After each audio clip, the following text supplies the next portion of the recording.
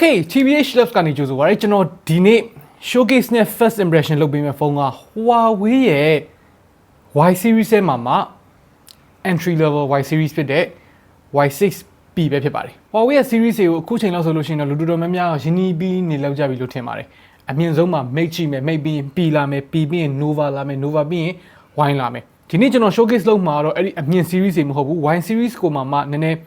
အနှိမ် version 2သိန်းအောက်အတိအကျအဖြစ်ပြောမယ်ဆိုလို့ရှိရင်3,900နဲ့ဒီ Y6P ကဘယ်လို feature တွေပါလဲဘယ်သူတွေအတွက်ဖြစ်မလဲအဲ့ဒါကိုပြပြပေးသွားမှာဖြစ်ပါတယ်ပထမဦးဆုံးကျွန်တော်တို့ body design language နဲ့စပြောမယ်ပေါ့နော် Y series ဖြစ်တဲ့အတွက်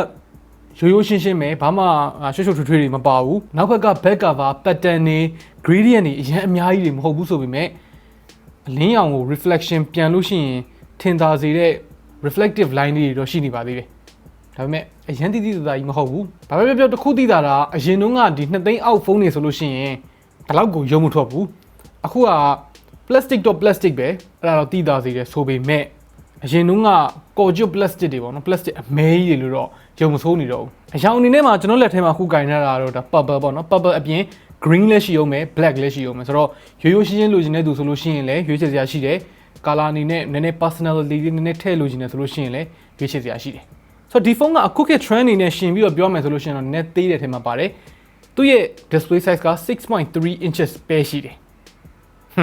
6.5 ကအခုချိန်မှာဒါပုံမှန်ဖြစ်နေပြီ6.7 လောက်ကနည်းနည်းကြီးတာ7လောက်ကတော်တော်ကြီးတာအဲ့လိုသတ်မှတ်လို့ရတဲ့အချိန်မျိုးမှာသူရဲ့ 6.3 inches က100 phone လို့တော့မှပြောလို့ရတော့မယ့်အနေအထားတစ်ခုဖြစ်နေပြီတကယ်တမ်းကတော့100 phone တော့မဟုတ်ဘူးလေဒါပေမဲ့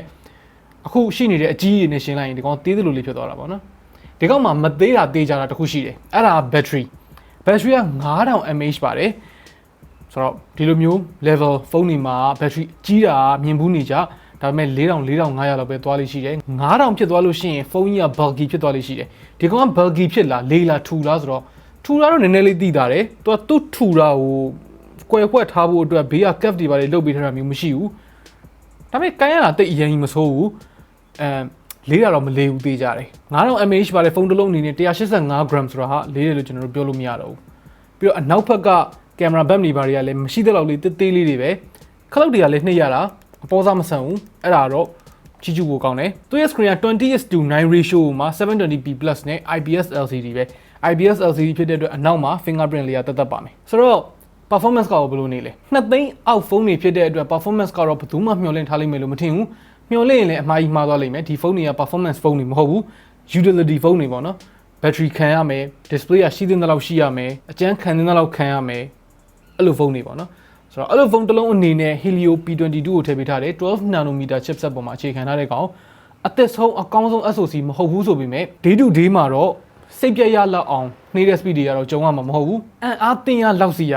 high performance ကြီးတွေကိုမမျှော်လင့်ထားဘူးဆိုရင်တော့စိတ်ပြည့်စေမှာတော့မဟုတ်ပါဘူးဒီကောက်မှာနည်းနည်းလေးထူးဆန်းတဲ့ main selling point နောက်တစ်ခုရှိသေးတယ်အဲ့ဒါကဒီ2သိန်းအောက်ဈေးပေါ့နော်3,900 3,800ဆိုတဲ့ဈေးမှာ RAM က 4GB ပါတယ် ROM က 64GB ပါတယ်464ဆို